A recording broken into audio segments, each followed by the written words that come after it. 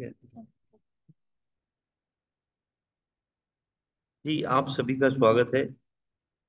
विशेषकर जो हमारे विदेश से अ,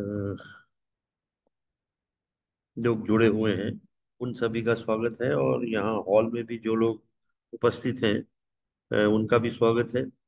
और विशेषकर अमेरिका से जो लोग जुड़े हैं, वह राजू वैज्ञानिक जी से बड़ी अच्छी तरह से परिचित है। इनके भी वहाँ प्रवचन होते रहते हैं।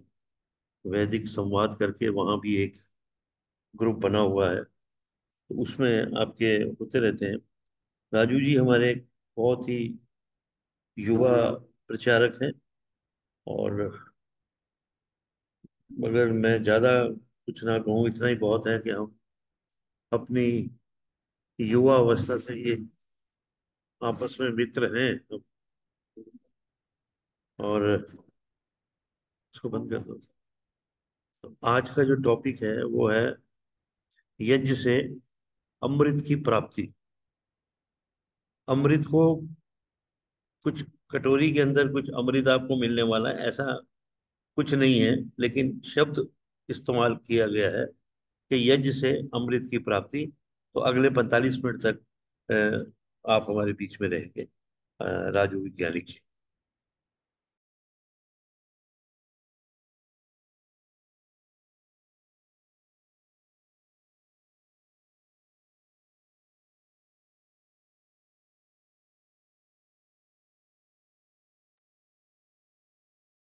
जी शुरू करो।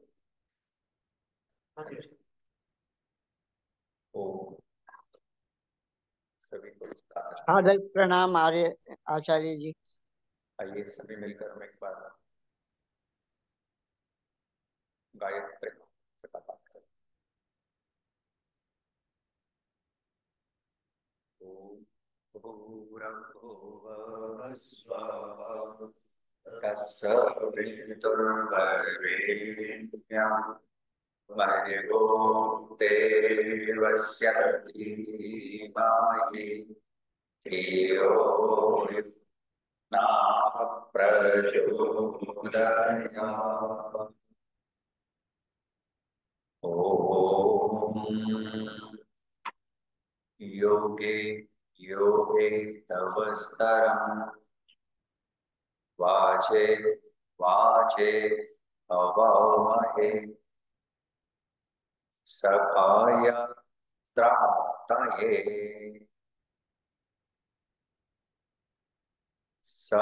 सहनाववतु सहनौ भुनक्तु सह वीर्यं करवावहै तेजस्विनावधीतमस्तु मा विद्विषावहै।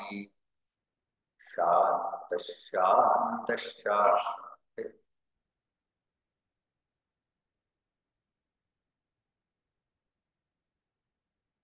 उपस्थित वंदनीय मातृशक्ति, सम्माननीय शास्त्री जी, आर्य समाज डिफेंस कॉलोनी के सम्माननीय मंत्री श्री अजय सहगल जी, ऑनलाइन सत्संग में उपस्थित समस्त धर्माभिलाषी पुरुषों, नन्हे प्यारे बच्चों, पवित्र आत्मा। आवाज ठीक है? अभी वो हो जाएगी। ठीक है। परमेश्वर की असीम कृपा है,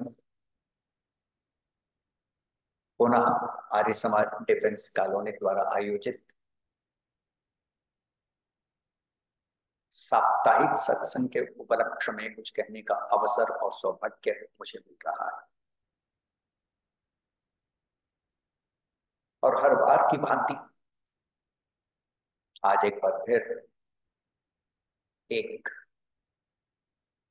गहन विषय पर अत्यंत सरलता से संक्षेप में कुछ कहने का मैं प्रयत्न करूं।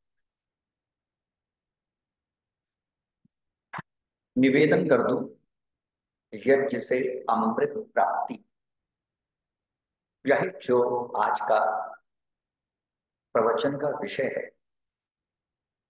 पहली बात अच्छी तरह समझ लीजिए, 40-45 मिनट के समय में इस विस्तृत विषय पर, इस गहनतम विषय पर पूरी तरह सब कुछ नहीं कहा जा सकता, और हर वक्ता का अपना ढंग होता है, होना भी चाहिए, क्योंकि हर व्यक्ति का अपना चिंतन, स्वाध्याय, स्वभाव, संस्कार है। और मुझ जैसे व्यक्ति के लिए सिर्फ 40 से 45 मिनट में किसी एक विषय पर पूर्ण रूपेण कहना अपने आप में बड़ा कठिन कार्य है। लेकिन फिर भी मैं प्रयत्न करूंगा थोड़ी सी अपनी बात आपके समक्ष रख सकूं, और बस इतना ही समझेगा, थोड़ी सी बात है, पूरा का पूरा नहीं। वैदिक संस्कृति को अगर आप एक वाक्य के भीतर कहना चाहें, तो वैदिक संस्कृति के पर्याय के रूप में हम एक शब्द का प्रयोग कर सकते हैं और करते हैं, और वह है वैदिक संस्कृति, अर्थात यज्ञ परक संस्कृति। वैदिक संस्कृति के दो मूल आधार हैं, यज्ञ और योग, और इन दो मूल आधारों को अगर हम हटा दें तो वैदिक संस्कृति धराशायी हो जाएगी और एक अर्थ में अपने अस्तित्व को खो देगी। और उस वैदिक संस्कृति के दो महत्वपूर्ण स्तंभ, उसमें से आज एक बार थोड़ा सा चिंतन करते हैं। यज्ञ छोटा था, आर्य समाजों में जाता था, यद्यपि तब श्रोता के रूप में जाया करता था, आज वक्ता के रूप में जा रहा, इतना अंतर आ गया। तो एक गीत सुना करता था, आप जैसी माताएं गाती थी, आप जैसे भाई बंधु गाते थे, ऑनलाइन भी जो जुड़ रहे हैं उनमें से भी माताएं बहनें बंधु वो गीत गाती थी। बचपन की वो स्मृति याद पड़ती है, यज्ञ जीवन का हमारे श्रेष्ठ सुंदर कर्म है। क्यों शास्त्री जी है ना जी, बोलते थे, यज्ञ जीवन का हमारे श्रेष्ठ सुंदर कर्म है, यज्ञ का करना कराना आर्यों का धर्म है। तो यह जो यज्ञ, अमृत प्राप्ति, सीधा सा संबंध है। समझ लीजिएगा कैसे। विद्वानों ने इस विषय पर बहुत कुछ कहा है, और जैसे मैंने पहले आपके सामने कहा, इस सीमित समय के भीतर थोड़ी सी बात रखने का प्रयत्न करें। पहली बात तो यह समझने का प्रयत्न कीजिएगा कि अमृत की स्थिति होती कौन सी है, और स्वर्ग और अमृत के भीतर अंतर है। इस बात को भी अच्छी तरह समझने का प्रयत्न कीजिए। अमृत कहते हैं नाश रहित सुख को, इमॉर्टल प्लेयर, वह सुख जिसका नाश नहीं होता। मूल में अमृत का अर्थ ही इमॉर्टैलिटी होता है, अमृतत्व का अर्थ होता है इमॉर्टैलिटी। अमृत अमरता, अमृत मरण रहितता। अमृत का अर्थ है योनमृता तत् अमृता, जो मरता नहीं, मरण से परे है, जो खंडित नहीं होता, जो अविनाशी होता है, जो एक रस होता है, जो नित्य होता है, जो पवित्र होता है, जो शुद्ध होता है, उसी को हम अमृत के नाम से पुकारते हैं। अभी आप जब यज्ञ करते हैं, यज्ञ से अभिप्राय यहाँ पे अग्निहोत्र की बात कह रहा हूं। यज्ञ वैसे तो विष्णु के रूप में सर्वत्र है, विष्णु का अर्थ ही सर्वव्यापक होता है। तो यज्ञो में विष्णु, यज्ञ तो सर्वव्यापक है, सर्वत्र है, प्रतिपल है, प्रतिक्षण है, जीव भी कर रहा है, परमेश्वर भी कर रहा है। तो जब हम अग्निहोत्र करते हैं तो उस अग्निहोत्र में आचमन में ही अमृता वस्तरणमसि, वहां पे परमेश्वर के लिए अमृत शब्द का प्रयोग किया गया। अपिधानमसि, उसके लिए भी अमृत शब्द का प्रयोग। तो अमृत का अर्थ है अविनाशी सुख, और उसकी स्थिति क्या होती है। उसकी स्थिति है जिसके लिए महर्षि ने मोक्ष शब्द का प्रयोग किया है। मोक्ष और अमृत समानार्थक, इस बात को भी समझ लीजिएगा। जैसे स्तुति प्रार्थना उपासना के मंत्रों का हम गान करते हैं, उसमें 7वां मंत्र आता है जिसमें मोक्ष के लिए एक शब्द है तृतीय धाम, है ना। सहनावन्तु जनिता सविधाता धामानि वेद भुवनानि विश्वा यत्र देवा अमृतम आनशा तृतीय धाम अद्य प्रयता। ईश्वर के तृतीय धाम में देव लोग स्वेच्छा पूर्वक विचरण करते हैं, यह अर्थ महर्षि। तो नाश रहित सुख का नाम अमृत है। उस नाश रहित सुख को ही मोक्ष के नाम से पुकारा जाता है। और एक सूचना देता हुआ फिर आगे बढ़ने का प्रयत्न करता हूं। वेद का एक सामान्य सा अध्येता स्वाध्याय करने वाला मैं नित्य प्रति करता हूं। चारों वेदों को अनेक बार पढ़ा, कई बार पारायण भी कराए।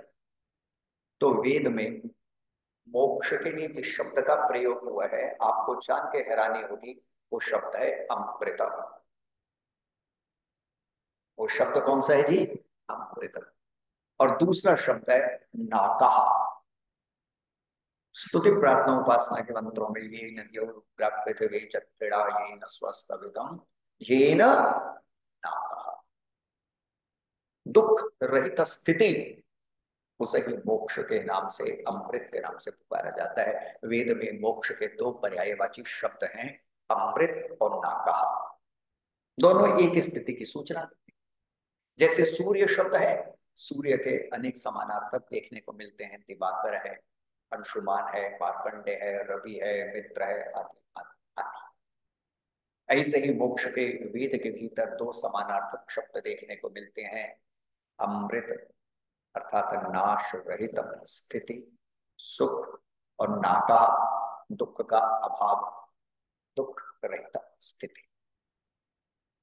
अब यहाँ पे एक सीधा सा प्रश्न उठता है, और वह सीधा सा प्रश्न ये उठता है, यही जो हम अग्निहोत्र करते हैं, क्या इस मात्र अग्निहोत्र की क्रियाओं को कर लेने मात्र से हमारे को उस दुख रहित स्थिति की प्राप्ति हो जाएगी? तो मेरे शब्दों पे थोड़ा ध्यान रखिएगा। एक एक शब्द मूल्यवान है। मात्र इन क्रियाओं को करने से अमृत नाश रहित सुख इमोर्टैलिटी की प्राप्ति हो जाएगी? तो उसका उत्तर है नहीं।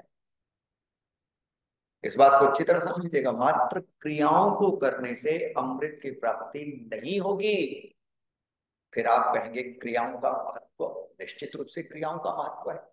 आचमन का महत्व है, अंग स्पर्श का महत्व है, 3 संविधाओं को अर्पित करने का महत्व है, जल प्रसेचन का महत्व है, मौन आहुति का महत्व है, 3 बार सर्वम वै पूर्णम इत्यादि का महत्व है, अष्ट उंगल की जो संविधा महर्षि ने लिखी है उसका महत्व है। उनका महत्व अपनी जगह है, लेकिन पुनः मैं कह दूं, मात्र क्रियाओं को करने से ही अमृत की प्राप्ति नहीं। लेकिन इसका यही अर्थ भी नहीं है कि इन क्रियाओं को नहीं करना चाहिए। इसका अर्थ है केवल इतना जानना चाहिए कि इन क्रियाओं के पीछे जो रहस्य है, उस रहस्य को जानकर और अपने जीवन में अपनाकर हम अमृत को प्राप्त कर सकते हैं। फिर समझने का प्रयत्न कीजिएगा। फिर कैसे अमृत की प्राप्ति होगी? कैसे नाश रहित दुख से हटते हुए यानी सुख की ओर हम बढ़ेंगे? तो उसका सीधा सा उत्तर महर्षि दयानंद सरस्वती महाराज और पूर्व के ऋषियों ने दिया। और वे क्या कहते हैं कि वेद मंत्रों का, जिनका अग्निहोत्र और यज्ञ के भीतर प्रयोग किया जाता है, उन वेद मंत्रों के सत्यों को जीवन में उतारने से अमृत की प्राप्ति होगी। इस बात को समझ लीजिएगा। देयर इज अ डिफरेंस कि अगर आप केवल सोचें क्रियाएं की, पंडित जी को बुलाया, क्रियाएं कर दी और इतनी मात्र क्रियाओं से मुझे मोक्ष मिल जाएगा, अमृत की प्राप्ति हो जाएगी, तो नहीं, वो अपनी जगह है। ठीक है ना, वो अपनी जगह है। लेकिन अमृत की प्राप्ति के लिए करना क्या होगा? जो आप मंत्र बोल रहे हैं उनके भीतर जो सत्य हैं उन सत्यों को समझते हुए अपने जीवन में उतारना पड़ेगा, तो ही अमृत की प्राप्ति होगी। लोगों ने बड़ा गलत अर्थ ले लिया और मेरी दृष्टि से दोनों के दोनों गलत हैं। एक कहते हैं यज्ञ केवल सांसारिक सुख देता है, मोक्ष नहीं। एक कहते हैं यज्ञ मोक्ष मात्र देता है। मैं इतना ही निवेदन करना चाहता हूं, क्रियाओं तक अगर सीमित रखेंगे तो यज्ञ सांसारिक सुख का हेतु बनेगा, लेकिन मंत्रों की भावना को आत्मसात करते हुए वैसा आचरण करेंगे तो यज्ञ अमृत का हेतु, आधार, सोपान और रीजन होगा। कैसे समझने का प्रयत्न कीजिएगा। समय की निश्चित अवधि में 2-3 वेद मंत्रों से, उदाहरणों से ये सिद्ध करता हूं, करने का प्रयत्न करता हूं कैसे अमृत की प्राप्ति। चलिए, पहला ही आप आचमन के बाद यज्ञ प्रक्रिया को शुरू करने का पहला ही आधार देखिए। महर्षि क्या लिखते हैं? अथ ईश्वर स्तुति प्रार्थना उपासना मंत्रा। ठीक है जी, ईश्वर स्तुति प्रार्थना उपासना मंत्र। अब पहला ही शब्द अच्छी तरह समझ लीजिएगा, स्तुति। स्तुति भी अगर हम ठीक ढंग से परमेश्वर की करेंगे तो मोक्ष की ओर बढ़ जाए, अमृत को प्राप्त कर। महर्षि दयानंद सरस्वती महाराज ने सत्यार्थ प्रकाश के अतिरिक्त भी अनेक ग्रंथ लिखे हैं, इस बात को समझिएगा। और आर्य उपदेश रत्नमाला में मुक्ति की प्राप्ति के उपायों का वर्णन करते हुए वहां पर स्तुति को बड़ा प्रमुख माना। ईश्वर की स्तुति, पूरा वाक्य कह दूं और भी उपाय बतलाए हैं, लेकिन जिस प्रसंग में मैं बात कर रहा हूं पुनः कह दूं संक्षेप में, तो कहें ईश्वर की स्तुति मोक्ष सुखदायिनी है ना। ईश्वर की स्तुति कैसी है? मोक्ष सुखदायिनी। यज्ञ करते हैं ना कि पुनः यज्ञ पे सारा आज जो कंसंट्रेशन रहेगा वो यज्ञ पे रहेगा। यज्ञ करते हैं ना, जैसे अग्निहोत्र समझ लीजिए, क्या बोलते हैं? यस्य छाया, बोलिए, यस्य छाया अमृतम। ठीक है ना? क्या है उसकी छाया? और छाया का अर्थ महर्षि ने लिखते हैं आश्रय। अब उसका आश्रय कैसा है? उत्तर दिया, मोक्ष को देने वाला है, मोक्ष सुखदायक। जिसका आश्रय ही मोक्ष सुखदायक और जिसका ना मानना अर्थात भक्ति ना करना ही मृत्यु आदि दुख का हेतु है। ये मेरे शब्द नहीं है, प्रियात्मन महर्षि दयानंद, कि ईश्वर की छाया में रहना, उसके आश्रय को लेना, उसकी स्तुति करना, यस्य छाया अमृतम, अमृत की प्राप्ति का सोपान है। अब यहाँ पे इस वचन पे भी थोड़ा समझने का प्रयत्न कीजिएगा कि स्तुति कहते किसे। व्यापक अर्थों में स्तुति शब्द का भी प्रयोग किया जाता है, लेकिन एक अर्थ कह देता हूं ईश्वर के संदर्भ में, और वह यह है ईश्वर के गुणों को गाना और ईश्वर के गुणों को ध्याना और ईश्वर के गुणों को अपने जीवन में उतारना ईश्वर की स्तुति कहलाता है। बड़े सीधे अर्थों में समझ लीजिएगा, स्तुति का अर्थ है ईश्वर के गुणों को गाना, ज्ञान पूर्वक गाना, श्रद्धा पूर्वक गाना, नियमित गाना, भाव विभोर होके गाना। दूसरी बात, नियमित रूप से ईश्वरीय गुणों का चिंतन करना। और सबसे बड़ी महत्वपूर्ण स्तुति की बात, श्रद्धा पूर्वक संकल्पपूर्ण हृदय से ईश्वरीय गुणों को तत्परता से अपने जीवन में उतारना। जब तक अपने जीवन में ईश्वरीय गुणों को उतारने का प्रयत्न नहीं करेंगे, अमृत की तरफ नहीं बढ़ेंगे। इस बात को अच्छी तरह समझ लीजिएगा। एक छोटा सा उदाहरण समझने का प्रयत्न कीजिएगा। भूख अगर किसी को लगी हो तो केवल केवल कुकिंग आर्ट की चर्चा कर लेने से भूख शांत नहीं। ये पता चल जाता है कि व्यंजन ऐसे बनते हैं, डिशेस ऐसे बनती हैं, लेकिन भूख ज्यों के त्यों बनी रहती। ऐसे ही सुख की भूख लगी हो, सुख की चाह हो, सुख की अभिलाषा हो, तो केवल और केवल ईश्वर के गुणों की चर्चा कर देने मात्र से पूर्ण अमृत सुख की प्राप्ति होने वाली नहीं है। जैसे रोटी खाने से भूख हटेगी, ऐसे ही ईश्वरीय गुणों को अपने जीवन में धारण करने से जो सुख की अभिलाषा है, अमृत की अभिलाषा है, वो पूर्ण। लेकिन आजकल का समय बड़ा विकट समय दिखाई पड़ता है, और वो विकट समय क्या दिखाई पड़ता है? ईश्वर को केवल वाणी के द्वारा खुश करने का, प्रसन्न करने का प्रयत्न करते। जैसे अभी अजय जी बोल रहे थे ना, पंजाबी में कहावत है, तो ऐसी एक पंजाबी में कहावत है, बहुत तरह के लोग होते हैं, है ना। एक होते हैं पंजाबी जो कहते हैं गल्ला दे सुथरे। ठीक है जी, सीधा सा अर्थ तो आप समझिएगा, वो सारे बोलने में बड़े माहिर होते हैं, गल्ला दे सुथरे, और अपने जीवन में जब उतारने की बात आती है तो जीवन में कुछ भी नहीं होता।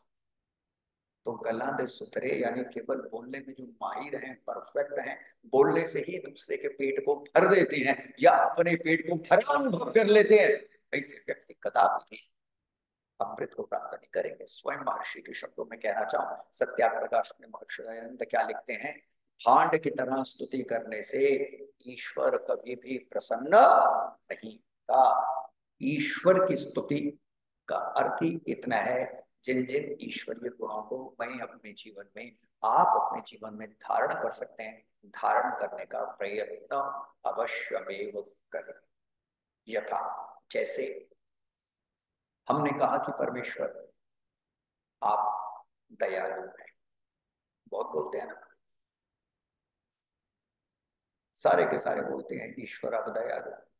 महर्षि ने भी दूसरे नियम में दयालु शब्द का प्रयोग किया। तो वही जो ईश्वर का दयालुता रूपी गुण है, वो मेरे और आपके जीवन में भी होना चाहिए। और जब वो दयालुता, करुणा, कंपैशन जीवन में होगी तो हम निश्चित रूप से अमृत को प्राप्त करेंगे। क्यों? उसका सीधा सा हेतु समझ लीजिएगा।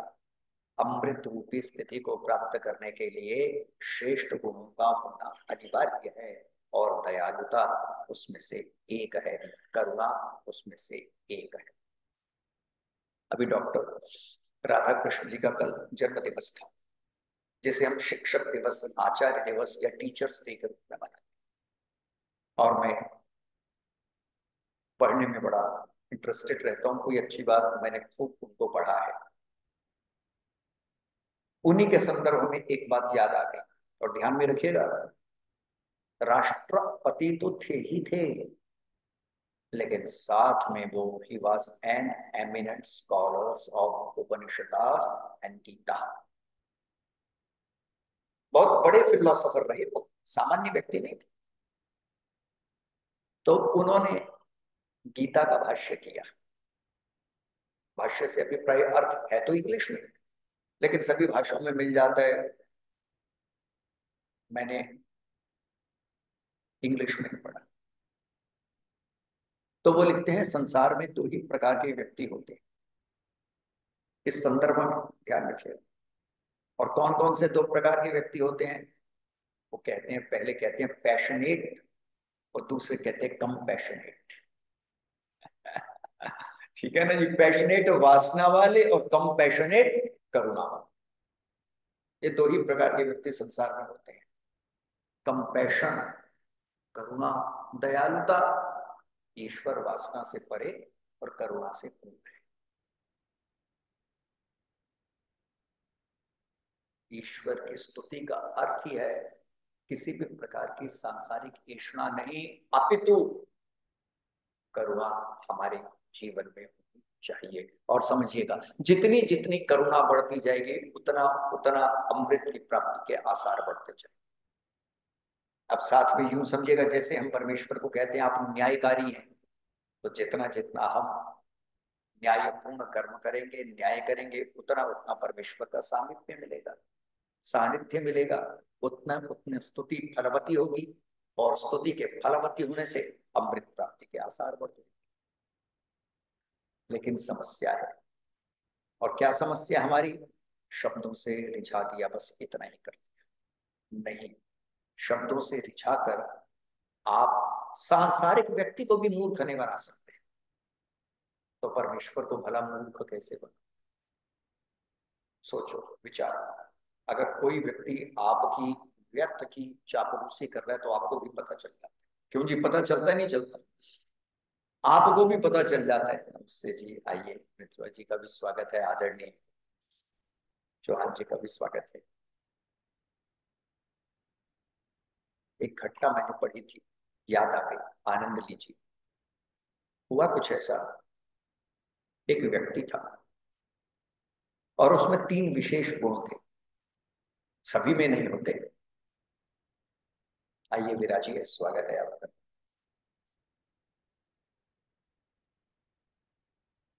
नमस्ते जी। और 3 विशेष गुणों में से पहला गुण था, लिखता बहुत अच्छा था। दूसरा गुण था, बोलता भी बहुत अच्छा था। और तीसरा गुण था, गाता भी बहुत अच्छा था। सभी के भीतर सारे गुण नहीं होते।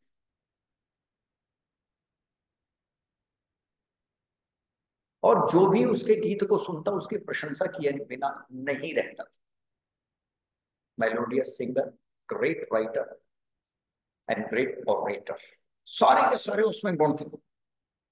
और जहां भी वो जाता लोगों का तांता लग जाता, और जो भी उसे सुन लेता मंत्रमुग्ध हो जाता। और हर कोई एक ही बात कहता था उसको सुनने के बाद, या उसकी कविता को पढ़ने के बाद, या उसके लेख को पढ़ने के बाद, एक ही बात कहता, you are unique, there is no one like you. आप यूनिक हैं, आप जैसा दूसरा कोई भी नहीं है। विनम्र था वो, बड़ी सहजता से स्वीकार करता था और एक ही बात कहता था, भगवान की कृपा है, not because of me, his grace, that's all, his divine grace, बस इतना कहता था।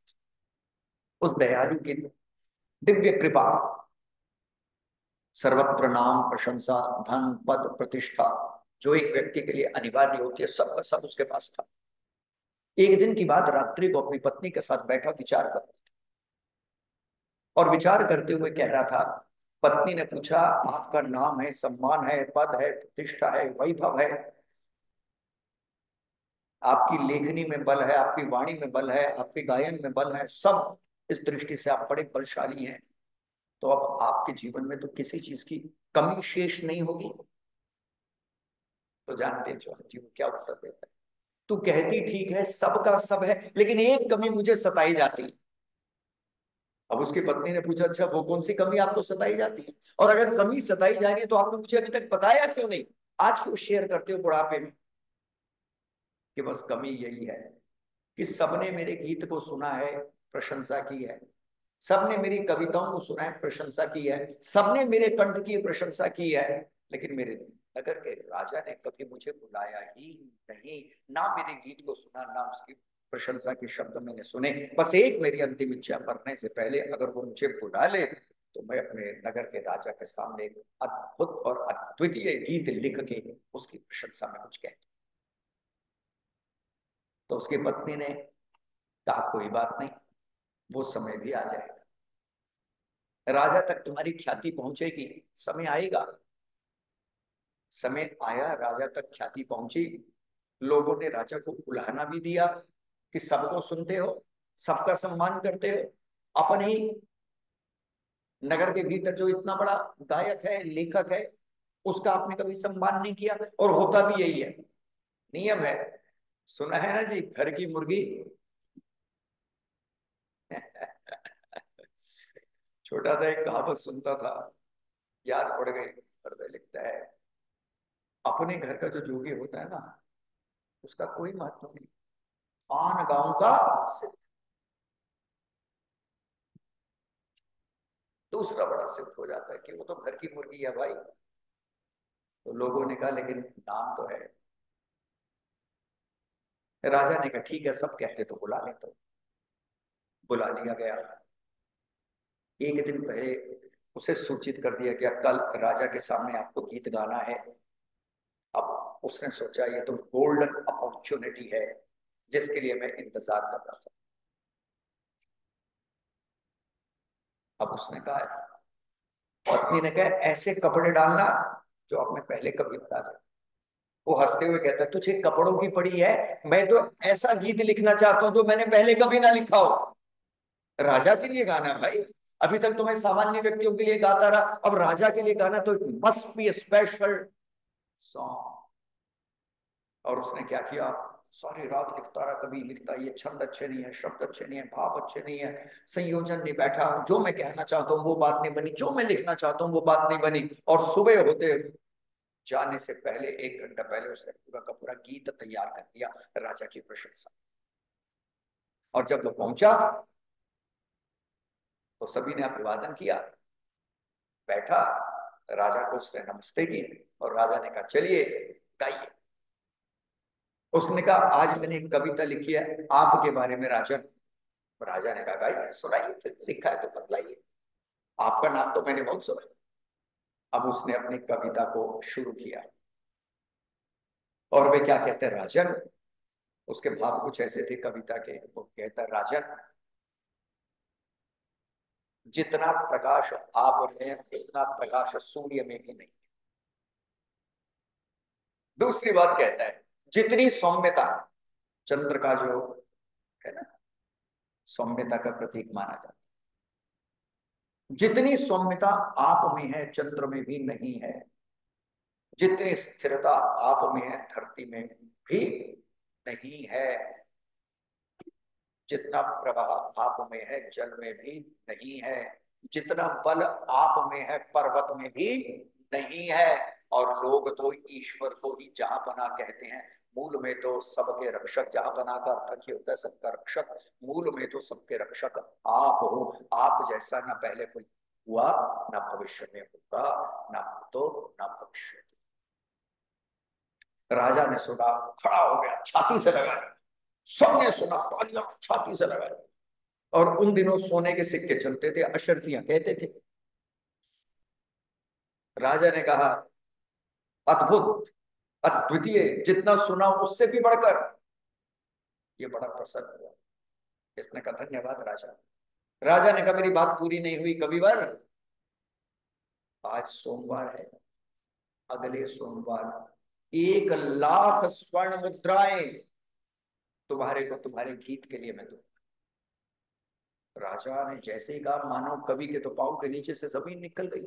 किसी तरह उसने अपने को स्थिर रखा, गया अपनी पत्नी को बताया, पत्नी का भी मुंह फुला, 1 लाख स्वप्न भी नहीं देखा होगा।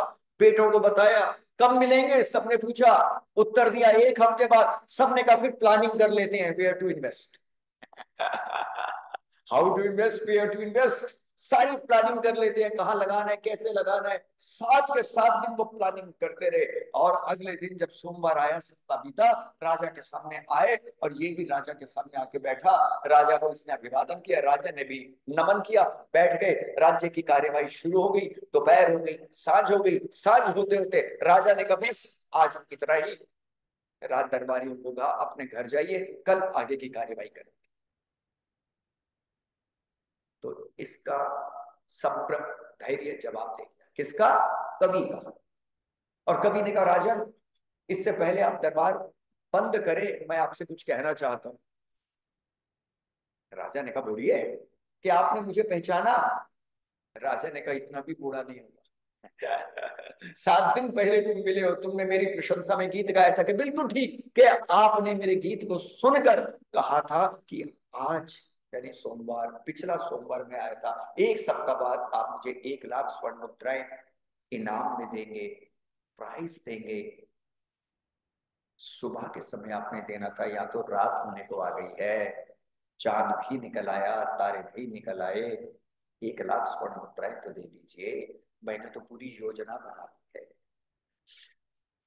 राजा हंसते हुए क्या कहते, सुनो कविवर, पिछले सप्ताह तुमने मुझे कविता सुनाई थी कि जितना धैर्य मुझ में उतना पृथ्वी में भी नहीं, जितना प्रकाश मुझ में उतना सूर्य में भी नहीं, जितनी सौम्यता मुझ में उतनी चंद्र में भी नहीं।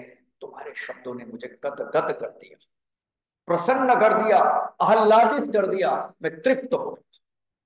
तो मैंने सोचा भाई तुमने मुझे शब्दों के द्वारा खुश किया, तो मैं भी तुम्हारे को शब्दों के द्वारा खुश कर दूं।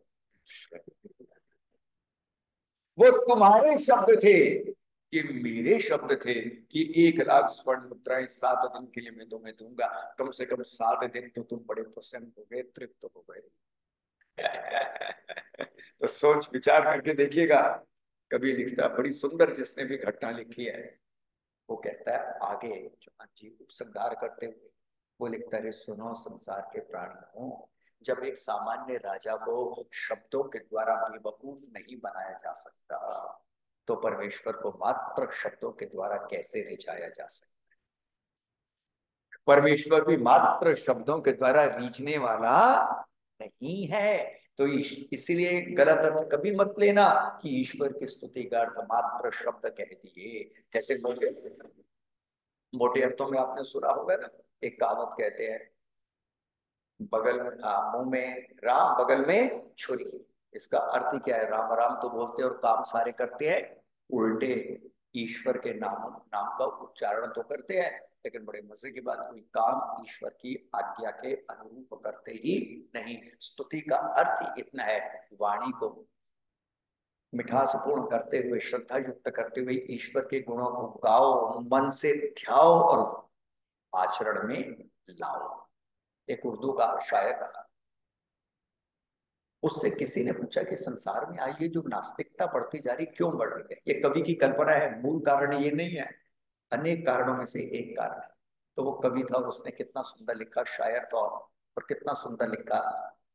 उसमें लिखता, मुनकिर शब्द का प्रयोग कर रहा है। मुनकिर का अर्थ होता है विरोध, अगेंस्ट, पीपल आर अगेंस्ट है। तो वो लिखता है, किसी से उसने पूछा कि इतनी नास्तिकता बढ़ गई, उसके पीछे कारण क्या रहा? तो वे लोगों के आचरण पर, लोगों के व्यवहार पर व्यंग करता हुआ लिखता है। और वो व्यंग करता हुआ क्या लिखता है? खुदा के बंदों को देखकर, शब्दों पे ध्यान रखिए कितने सुंदर है, आप बुजुर्ग है, बहुत सब समझ है। मैं सामान्य उर्दू तो जानता हूं, बस इतना, खुदा के बंदों को देखकर खुदा से मुनकिर हुई ये दुनिया।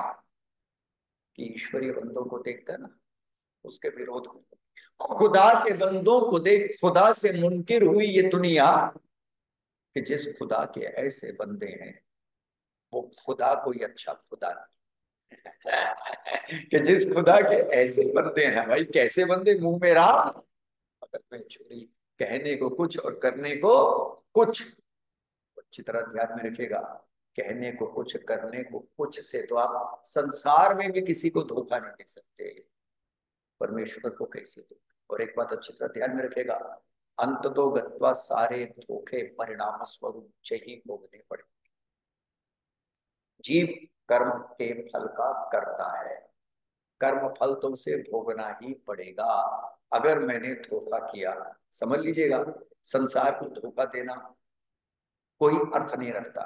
आप अपने को भी धोखा नहीं दे सकते, क्योंकि आप चेतन है, यू आर कॉन्शियस, आप पूरे के पूरी तरह चेतन है। आप अपने को धोखा भी नहीं दे सकते, परमेश्वर को भी धोखा नहीं दे सकते। एक कवि ने बड़ी सुंदर बात लिखी है, दार्शनिक वक्तव्य है, लेखक लिखता है, फिलोसोफर लिखता है, आंख बंद करने से भीतर अंधेरा नहीं हो जाता, क्योंकि भीतर वाला जानता है कि मैं तो देख रहा। आप भी भीतर है, परमेश्वर सर्वव्यापक है, जीव एक देशी है, आप अपने हृदय स्थित हैं, हृदय में रहने वाले आप अच्छी तरह अपनी हर गतिविधि को जानते हैं। आप जानते हैं क्या सही और क्या गलत है। यह अलग बात है कि आप आंख मूंद ले, वो अलग बात है। बिल्ली को देख जैसे कबूतर आंख मूंद लेता है ना, आप भी आंख मूंद लें, वो एक अलग बात है। लेकिन दृष्टा होने के कारण आप सब जानते हैं, और परमेश्वर तो सर्वद्रष्टा है, वह भी जानता है। तो पहली बात, अग्निहोत्र यज्ञ से अमृत की प्राप्ति के लिए ईश्वर की नित्य के प्रति स्तुति कीजिए। दूसरी बात, प्रार्थना। श्रेष्ठ, ध्यान में रखिएगा, पदार्थों की प्राप्ति के लिए परमेश्वर से सामर्थ्य के पश्चात अर्थात पुरुषार्थ के पश्चात प्रार्थना कीजिए। यह बात भी अच्छी तरह ध्यान में रखिएगा। महर्षि लिखते हैं, एक एक शब्द अनमोल है, कोहिनूर है। प्रार्थना का अर्थ क्या लिखते हैं महर्षि? ये नहीं लिखते कि आप जाओ और अपने डिमांड नोटिस को भगवान के चरणों में चढ़ा दो, है ना। भगवान जी ये दे दो, भगवान जी वो दे दो। और बड़े मजे की बात, हमारी तो श्रद्धा का आधार भी यही होता है ना, डिमांड फुलफिल हो गई या डिमांड्स फुलफिल हो गई तो हम कहते हैं भगवान सुनता है। और अगर कोई इच्छाएं अपूर्ण रह जाए तो हम कहते हैं भगवान है ही नहीं, सुनता नहीं, दूसरों की सुनता होगा, मेरी नहीं सुनता, है ना। यही तो हमारा आधार है। लेकिन महर्षि लिखते हैं, सुनो, प्रार्थना केवल अपनी इच्छाओं को पूर्ण कराने का नाम नहीं है। प्रार्थना का अर्थ है जो इच्छाएं पहले पूर्ण हो गई हैं उनके लिए भी तो धन्यवाद करो, है ना। उसके लिए भी तो धन्यवाद करो कि भाई तुमने जो पहले ही इतना दे दिया उसके लिए मैं काहे कर धन्यवाद ना करूं। मेरी दृष्टि में कृतज्ञता क्या है? महर्षि लिखते हैं वह व्यक्ति कृतज्ञ है जो ईश्वर के उपकारों को मानता नहीं। कृतज्ञ का अर्थ ही होता है उपकार ना मानने वाला। कितने उपकार परमेश्वर ने किए हैं सुनो। पंडित जम्मूपति जी महाराज लिखते हैं, आर्य जगत की महान विभूति, पर वो क्या लिखते हैं, बड़ा सुंदर लिखते हैं। और वो लिखते हैं, अनादि काल से अनादि काल तक परमेश्वर दे ही रहा है, फिर भी जीव देखता हुआ कृतज्ञ हो जाए तो उससे बढ़कर पापी दूसरा कोई भी नहीं है। उसने दे दिया पहले, उसका तो धन्यवाद कर दो। और देखो, जब उसका धन्यवाद करोगे तो संतोष फलित होगा, संतोष पैदा होगा, और संतोष के पैदा होने से अमृत होगा। संतोष अमृत प्राप्ति का मार्ग है। और अगर कृतज्ञता में ही जीते रहे, असंतोष में ही जीते रहे, नहीं दिया नहीं दिया नहीं दिया, तो संतोष नहीं होगा, और संतोष के अभाव में अमृत की प्राप्ति की। और पता है, हमारी आदत ही यही है क्या, जो है वैल्यूलेस लेस, जो मिल गया उसकी कोई कीमत नहीं, और जो नहीं है वही वर्दी दिखाई पड़ता है, बस उसी के स्वरूप। जो है उसको देखने का प्रयत्न ही नहीं करते, और जो नहीं है उसी की तरफ नजर गड़ाए। 100 प्रार्थनाएं आपने की होंगी जीवन में, 90 पूरी हो गई, 90 की चर्चा नहीं है, 10 नहीं हुई उसकी शिकायत। तो यह अमृत प्राप्ति का मार्ग नहीं है। सुनो, समझो, विचारो, मनावृत्ति क्या बन गई है। एक ने बड़ा सुंदर लिखा, वो लिखता है, हमारी अभाव देखने की वृत्ति बन गई। और हम अभाव कैसे देखते हैं? मुंह में माना जाता है 32 दांत होते, जीभ उनके बीच रहती है। हाँ, बस 2 मिनट हो गया, मेरे को ही पता है। जीभ उसके बीच रहती है, 32 दांत उसके बीच आपकी जीभ। अच्छा, ये प्रयोग करके देखिएगा, पता चल जाएगा। डेंटिस्ट के पास तो सबको जाना ही पड़ेगा, छोटे भी जाते हैं, बड़े भी जाते हैं, बूढ़े भी जाते हैं, सब जाते हैं। तो मनावृत्ति क्या बन गई? 32 दांतों के भीतर जीभ सुरक्षित है। लेकिन अगर एक दांत टूट जाए ना, 31 सलामत हो, तो जीभ उसी एक खाली पे जाती है। 31 की तरफ नहीं जाएगी, क्यों जी?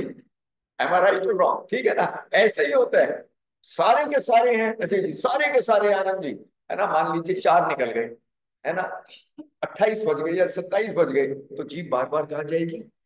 जो खाली जगह है अभाव की तरफ ही जाएगी। मनावृत्ति भी ऐसी हो। अरे 27 को देखिए, परमेश्वर का धन्यवाद कीजिए, संतोष बढ़ेगा, संतोष से अमृत।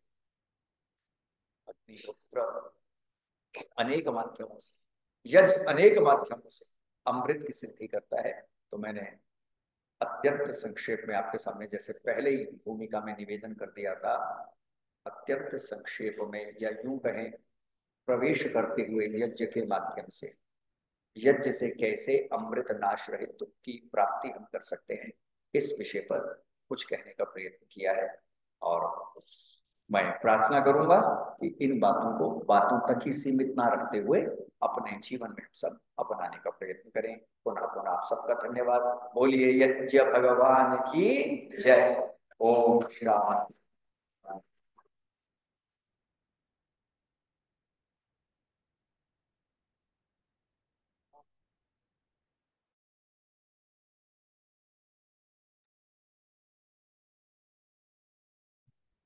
अभिनव नहीं है, सिस्टम गड़बड़ होगा।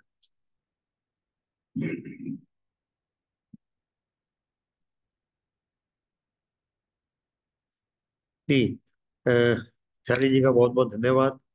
और बहुत ही कम समय में और बहुत ही सरलता से आपने अपने विषय को रखा।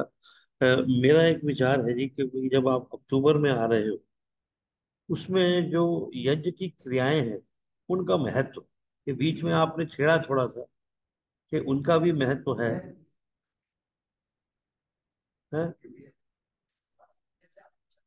हाँ, मतलब वो जो क्रियाएं हैं, ये लगा दिया, पानी लगा दिया, ये कर दिया, या यज्ञ के साइड में पानी क्यों डालते हैं, किस लिए डालते हैं। हाँ, ठीक है। तो आपका धन्यवाद। और ये आज बेचारी आपके पास है लिस्ट? आइए।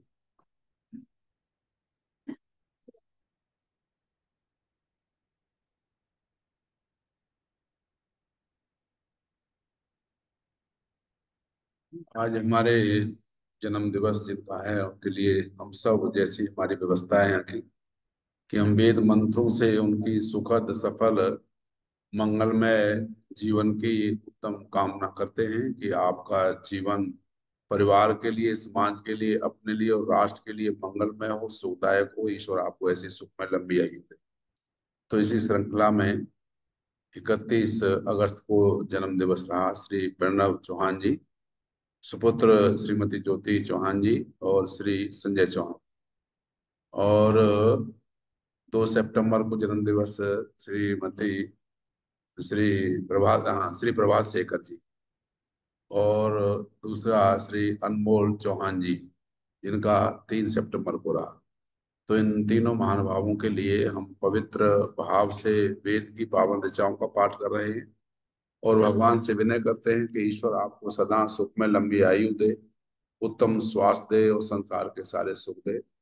ओम उत्तिष्ठ ब्रह्मणस्पते देवान यज्ञेन बोधय आयु प्राणं प्रजां पशुं कीर्तिं यजमानं च वर्धय। ओम मेधां मे वरुणो ददातु मेधां अग्नि प्रजापति मेधां इन्द्रश्च वायुश्च मेधां धाता दधातु मे। ओम स्वस्ति पन्थामनुचरेम सूर्या चंद्रमसा विवा पुनर्ददता पुनता जानता संगमे मही।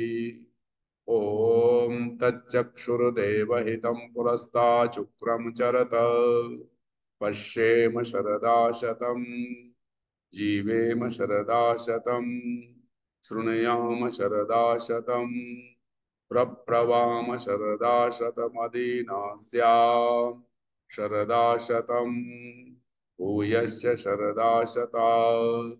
ओम स्वस्ति। ओम स्वस्ति। ओम स्वस्ति। वेद की पावन ऋचाओं के द्वारा आप सबके लिए सबने मिलकर के प्रार्थना की है। निश्चित रूप से आप बड़े भाग्यशाली हैं कि वेद के इन पवित्र मंत्रों के द्वारा आपकी समस्त आयु के लिए भगवान से विनय की है। शतायु पर्यंत आप स्वस्थ रहें, निरोग रहें, अपने कार्यों में समर्थ रहें, वेद और वैदिक मान्यताओं को मानते हुए जीवेम सदा शतम, शतायु पर्यंत भगवान का, माता पिता का, बड़ों का धन्यवाद करते हुए भगवान आपको सुख में लंबी आयु दे। हमारी बहुत बहुत मंगल कामना। ओम द्यौ शांतिरंतरिक्षम शांति पृथिवी शांतिरापाः शांतिरोषधया शांति वनस्पतया शांतिर्विश्वे देवाः शांति ब्रह्म शांति सर्वं शांति शांतिरेव शांति सामा शांतिरेधि। ओम शांति शांति शांति।